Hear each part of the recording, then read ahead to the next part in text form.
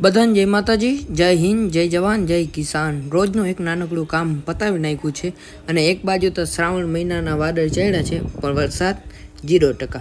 હજી થોડાક દિવસ આપણા હાથમાં દાંતેડું રહેશે કારણ કે મજૂર અને હું મજૂર સાથે બધાએ નેદવાનું છે।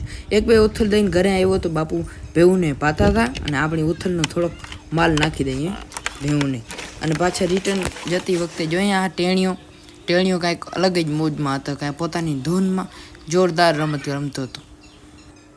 આપણી આ ગુંદરી હાવ લીલી નાગેર જેવી ઊભી છે, લીલી છમ છે અને આપણી આંગણે આવ્યો છે મોરલો કારણ કે એને ચણ ખાવું છે અને મન મોર બની છે। પછી નારુ કાકાનો ફોન આવ્યો છે, સિઝન ચાલુ થઈ ગઈ છે, અંધારો થઈ ગયો છે, થોડીક મોટર મને ઉતારી રહ્યો એટલે વાવમાં અંધારે મોટર ઉતારી પણ જેમ તેમ કરીને ઉતારીને નીકળી ગયા કારણ કે અંધારો વધુ હતો અને આ મોટરસાઇકલ કે થોડોક મકે પીએલા ડીજા અને અંધારે જે બ્લોક પૂરો કરીએ।